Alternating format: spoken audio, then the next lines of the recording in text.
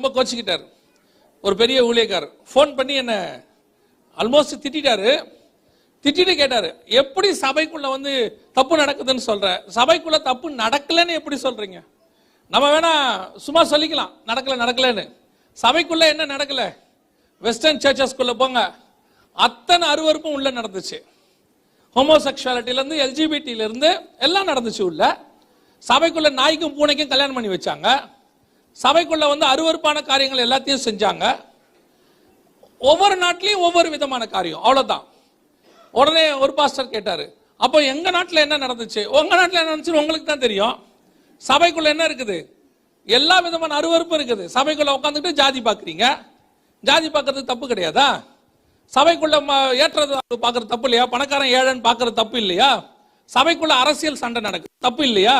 சபைக்குள்ள எலெக்ஷன் நடக்குது, அது தப்பு இல்லையா? சபைக்குள்ள வியாபாரம் நடக்குது, அது தப்பு இல்லையா? சபைக்குள்ள புறா விற்கிறது தப்புன்னா புறாவை அடிச்சு பிரியாணி போட்டு வித்தாலும் தப்பு தானே? கரெக்ட் தானே? அத புறாவை உயிர் அதை அடிச்சு பிரியாணி போட்டு வித்தான ரெண்டும் தப்பு தானே? அவன் என்ன சொல்றானா, புறாவை உயிரோட வித்தாதான் தப்பு, வாசல்ல பிரியாணி வித்தா தப்பு இல்லைங்கிறான். ரெண்டுத்துக்கும் ஆண்டவர் அடிப்பாரு. சபை வியாபார ஸ்தலம் இல்லை. சபையை கட்டணும் தானே நாங்க இதெல்லாம் செய்யறோம். சபையை கட்டணுங்கிற ஆசை நம்மளை விட கர்த்தருக்கு ஜாஸ்தி. அவர் கட்டணும்னு முடிவு பண்ண அவரே கட்டுவாரு. தேவனால் கூடாத காரியம் ஒன்றும் இல்லை. நம்ம வந்து சபைக்குள்ள வந்து என்ன பண்ணிவிட்டோம்? எல்லா விதமான காரியங்களையும் செஞ்சுட்டோம்.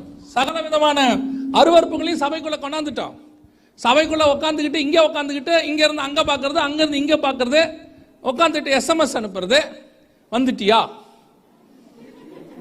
அவன் அங்க இருந்து அனுப்புறான், வந்துட்டேன். எங்க இருக்க? திரும்பி பாரு. ஏண்டா சபைக்கு திரும்பி பார்க்க வாடா வந்தியா? இதெல்லாம் எங்க நடக்குது?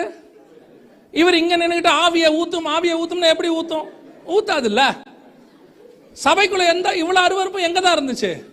சபைக்குள்ளதான் இருந்துச்சு. சபையில I am sorry to say, ஆனா அது உண்மை, நான் சொல்றது உண்மை. சபையில தப்பா பயன்படுத்தப்பட்ட ரெண்டு வார்த்தை, ஒன்னு சிஸ்டர், இன்னொன்னு பிரதர். சொல்றதுதான் சிஸ்டர், சிந்தனை ஃபுல்லா அருவருப்பு. சொல்றதுதான் பிரதர், சொல்றது ஃபுல்லா அருவருப்பு. நான் சொல்றது எல்லாமே மொராக்கோக்கு அந்த பக்கம், பஹ்ரைன்ல இல்ல. சரியா? நீங்க அப்புறம் நம்மள சொல்றாரோ அப்படின்னு நினைச்சீங்கன்னா நான் உங்களை சொல்லல. இல்ல நம்மள சொல்ற மாதிரியே இருக்குன்னா உங்களை தான். இன்னைக்கு என்ன சபைக்குள்ள என்ன அருவருப்பு நடக்கல? சபைக்குள்ள உட்காந்துக்கிட்டு வட்டி கூடுறான், சபைக்குள்ள உட்காந்துட்டு எல்லா காரியமும் செய்யறான். அப்புறம் ஆண்டவர் பார்த்துக்கிட்டே இருப்பாரு. நீங்க செய்யறது எல்லாத்தையும் செஞ்சுக்கிட்டே இருப்பீங்க. ஆண்டவர் என்ன செய்வாரு? பார்த்துக்கிட்டே இருப்பாரு. கண்டும் காணாதவரை போல இருப்பார் நினைச்சீலோ? ஆண்டவர் சொன்னார், மூடுறா சபைன்ட்டார், ஒரு வயலையும் உள்ள விடாது. ஒருத்தர் கேட்டாரு, அது எப்படி? கொரோனா தானே மூடுச்சு. கொரோனா மூடாது. இதை விட பெரிய வியாதியெல்லாம் சபை பார்த்துருச்சு. எய்ட்ஸ் வரைக்கும் பார்த்துருச்சு, கேன்சரை பார்த்துருச்சு. சபைக்குள்ள கேன்சரே சுகமாக இருக்குது. இது ஒன்று ஜஸ்ட் இது வந்து ஒரு ஃப்ளூ தான். இது கேன்சரே சுகமாயிருச்சு. மீடியாக்காரங்க இவ்வளோ ஹைப் கொடுத்துட்டான், அவ்வளோதான். சபை நினைச்சு இருந்துச்சுன்னா இதை மேற்கொண்டு இருக்க முடியும். கர்த்தரே சபையை அடைத்தார். உன் திராட்சை ரசம் வரவும் கூடாது, உன் அப்பம் வரவும் கூடாது. அப்படின்னா என்ன அர்த்தம்னா, கவனன்ட்டை கொஞ்ச நாள் நிறுத்தி வச்சார்னு அர்த்தம். சில நேரத்தில் பார்த்தீங்கன்னு சொன்னால் உடன்படிக்கை என்ன பண்ணிடுவாங்க? தற்காலிகமாக நிறுத்துக்கிற. ஏன்னா உனக்கு எனக்கு டேர்ம்ஸ் என்ன ஆகல, சரியாகல. கர்த்தர் சபைக்கு நமக்கு இருந்த டேர்ம் சரியில்லை, தற்காலிகமாக நிறுத்திட்டார். 6 months நிறுத்து, பார்க்கலாம் நீ என்ன பண்றேன்னு. இது கூட தெரியாம ஒரு கூட்டம் என்ன பண்ணுச்சு தெரியுமா? டிவியில கம்யூனியன் கொடுத்தான். இவெல்லாம் தொலைஞ்சான்னு வச்சுக்கோங்களேன், இவெல்லாம் தொலைஞ்சான். டிவியில கம்யூனியன், அப்பத்தை எடுத்துக்கொள்ளுங்கள், நானும் எடுத்துக்கொண்டேன், நானும் பிட்டுக்கிறேன், நீங்களும் பிட்டுக்கொள்ளுங்கள், நானும் வாயில போட்டேன், நீயும் போட்டு. ஏன்னா கம்யூனியன்னாலே கூடி வர்றதுக்கு பேர் தானே கம் யூனியன் தானே. அதாவது இஸ்ரவேல் ஜனங்களை ஒன்று செய்யாதானே செய்வான் பாருங்க. தேசத்துக்குள்ள போ அப்படின்னா, ஐயோ அங்கே ராட்சஸ் இருக்கார், போக மாட்டேன்பா. சரிடா, நான் அவங்களை ரெடி பண்ணிட்டு உன்னை அப்புறமா 40 வருஷம் கழிச்சு கூப்பிட்டுக்கிறேன், இப்போ நீ போகாத. 40 வருஷமா? இல்லை நான் போறேன்பா. ஆண்டவர் ஒன்று செய்ய மாட்டான். அந்த மாதிரி நீ தப்பு பண்ணிட்ட, கொஞ்ச நாள் உணர்வடைகிறதுக்கு சபையை மூடிட்டு திராட்சை ரசமும் அப்பவும் வேணான்னு சொன்னா, இவருக்கு இப்பதான் அது மேல பாசம் பொங்குது. சபையில கொடுக்கிற காலத்துல வரமாட்டான், கடைசியா வந்து நிக்கிறது. அதுவும் கம்யூனியன் வாரத்துக்கு மட்டும் கூட்டம் அதிகமா இருக்கும், மற்ற வாரத்துக்கு கூட்டமே இருக்காது. ஏன்னா அவனுக்கு கம்யூனியன் மேல என்ன இருக்கு? அப்படி ஒரு பற்று, கர்த்தர் சொல்றாரு நீ உணர்வாயிடு, அது வரைக்கும் கொஞ்ச நாள் மூடி வைக்கலான்னு. உடனே இவர் இல்லை நீ ஆன்லைன்ல கொடுங்க. இது ஒரு குரூப். இன்னொரு குரூப் கொரியர்ல அனுப்பிச்சான். கம்யூனியன் எதுல அனுப்பணும்? ஏன்னா இவனுக்குலாம் கம்யூனியன் மேல பாசம் நினைக்கிறீங்களா? ஒரு மண்ணங்கடி கிடையாது. கொரியர்ல அனுப்பிட்டு ஆன்லைன்ல தசமத்தை கேட்டான், அவ்வளவுதான் விஷயம். தொலைஞ்சது சபை. நல்லா கவனிச்சுக்கொள்ளுங்க, சபை என்பது இயேசுவின் ரத்தத்தாலே சம்பாதிக்கப்பட்டது. இங்க வியாபாரத்திற்கு இடம் கிடையாது, இங்க மற்ற பரிமாணங்களுக்கு இடம் கிடையாது, இங்க ஸ்பிரிச்சுவாலிட்டிக்கு மட்டும்தான் இடம். இது உள்ள கர்த்தருக்கு பிரியமில்லாத அருவருப்புகள் வருமானால் கர்த்தர் அதை தடுக்கவும் செய்வார். ஒருத்தர் கேட்டாரு, அது எப்படி கர்த்தர் சபையை மூடுவார்? அவர் சபையை அவர் மூடுவாரா? மூடுறது மட்டும் இல்லை, இடிப்பாரு. ஒரு கல்லின் மேல் ஒரு கல் வச்சு கட்டவும் செய்வாரு, ஒரு கல்லின் மேல் ஒரு கல் இல்லாதபடிக்கு இடிக்கவும் செய்வாரு. அவருக்கு கட்டவும் உரிமை உண்டு, அவருக்கு இடிக்கவும் உரிமை உண்டு. காரணம் அது அவருடைய சபை. அதை நீங்க செய்யாதுன்னு அவர்கிட்ட யாரும் சொல்ல முடியாது. கர்த்தர் ஒரு சான்ஸ் கொடுத்தாரு. இப்ப கர்த்தருடைய கிருபை மீண்டும் ஆண்டவர் திறக்க வாய்ப்பு கொடுத்திருக்கிறார். அல்லேலூயா.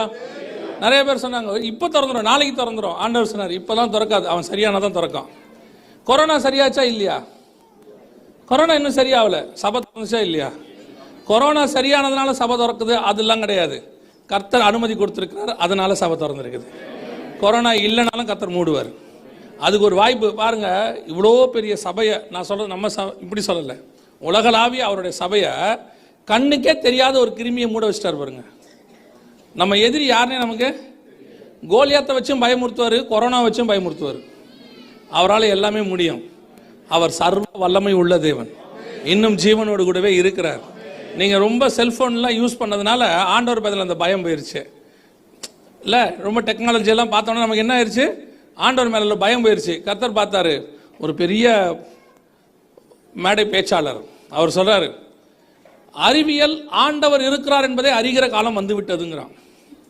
சயின்ஸு காட் இருக்கிறாருன்னு தெரிஞ்சுக்கணுமா, அதுக்கு தான் இந்த கொரோனா பீரியடுங்கிறான். உலகத்தானுக்கே இப்போ என்ன வந்திருக்குது? அந்த அறிவு வந்திருக்குது பாருங்க. நம்ம ஸ்பிரிச்சுவல் பீப்புள்னு சொல்லுவோம், ஆனால் காட்ஸ் ஃபியர் கிடையாது. நமக்கு என்ன கிடையாது? காட்ஸ் ஃபியர் கிடையாது. நம்மளை பொறுத்த வரைக்கும் என்ன, சர்ச்சுங்கிறது ஒரு ரொட்டீன் ஒர்க்கு. வெள்ளிக்கிழமைனா வந்து போகணும், அவ்வளோதான். அது கொஞ்சம் லேட்டாகவும் வரலாம், சீக்கிரமாகவும் போகலாம். கொஞ்சம் ஆப்ஷனும் எடுத்துக்கலாம். இந்த வாரம் முடியாது, அடுத்த வாரமோ போய்க்கலாம். இந்த ஆப்ஷனை நீங்கள் வேலைக்கும் எடுக்க முடியாது, ஸ்கூலுக்கும் எடுக்க முடியாது. அதுக்கெல்லாம் கரெக்டாக போயிடணும். பையன் தூங்கிட்டே இருந்தால் கூட 5:30 மணிக்கு எழுப்பி காலங்காத்தால் 6 மணிக்கு பஸ்ஸில் ஏற்றி விட்டுறணும்.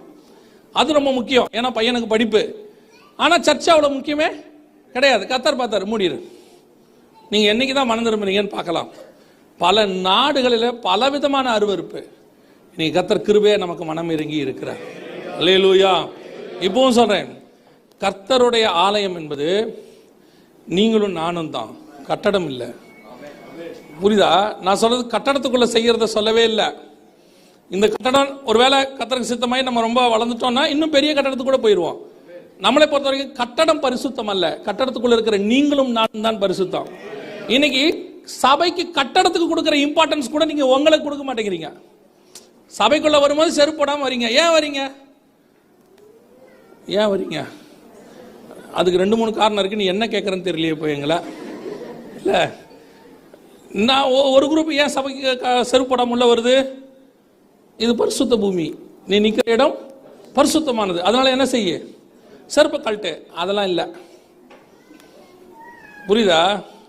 இப்போ நம்ம ஏன் கழட்டுறோன்னா, நீங்கள் எதையாவது மிதிச்சுட்டு உள்ளே வந்துட்டீங்கன்னு வச்சுக்கோங்க, எங்களுக்கு க்ளீன் பண்ணுறது கஷ்டம், யாரும் பக்கத்தில் உட்கார முடியாது.